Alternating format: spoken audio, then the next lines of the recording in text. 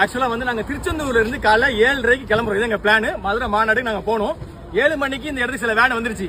நாங்க ஒரு set of people திருச்செந்தூர்ல, எங்களுக்கு இன்னும் போலீஸ் வந்து எங்களுக்கு என்ன சொல்றது வேனுக்கான பாஸ் தரல. கேட்டா 1008 காரணம் கேட்காங்க. டிரைவர் போட்டோ தாங்க, அதை தாங்க, இதை தாங்க. வாய்ப்பே கிடையாதுங்க. எனக்கு ரொம்ப கஷ்டம் தான், உண்மையை சொல்றேன். போலீஸ் கேட்கறதுல நியாயம் இருக்குது. பட் இருந்தாலும் அவங்க வேற ட்ராக் பண்றாங்க. இந்த இடத்துக்கு நாங்க 1 மணி நேரம் நிக்கிறோங்க. பாருங்க, வேனை காட்டுற பாருங்க. இந்த வேன்லாம் வரிசையா பாருங்க. கிட்டத்தட்ட இத்தனை வேனுக்கு பாஸ் கொடுக்காம இன்னும் எங்களை வெயிட் பண்ண வைக்கிறாங்க. 1 மணி நேரத்துக்கு முன்னாடி இந்த இடத்துக்கு போலீஸ் ஆபீசர் வரேன்னு சொல்லி சொன்னாங்க. இன்னும் வரைக்கும் வர காணோம். நாங்க என்னதான் பண்றதுங்க, உண்மையை சொல்றேன். நாங்க எல்லாருமே டீசெண்டா இருக்கணும் நாங்க நினைக்கிறோம். ஓகேவா? எங்கயாவது இவங்க என்ன பண்றாங்கன்னா எங்க மேல ஒரு தப்பு காட்டி நாங்க ஏதோ பண்றோம், அதனால தான் பாஸ் தர மாட்டோங்கிற மாதிரி ஒரு சோசியல் மீடியாவில் ஒரு நெகட்டிவான இது பண்றாங்க. இவ்வளவு பண்ணி நாங்க பொறுமையா தான் இருக்கும். ஓகேவா? இப்போ 7 மணி 11 மணி ஆச்சு. வெயில் உச்சி வெயில நிக்கிறோம். இதுக்கு மேலே நாங்க என்னங்க பண்ணணும்? நான் தெரியாம கேட்கறேன், என்ன பண்ணணும்னு சொல்லுங்க. ரோட்ல உட்காரணுமா? ஏங்க இதே ஆளுங்கட்சிக்கு இது மாதிரி பண்ணுவீங்களா? நீங்க சொல்லுங்களேன். இது சத்தியமா இதெல்லாம் ஒரு தவறு.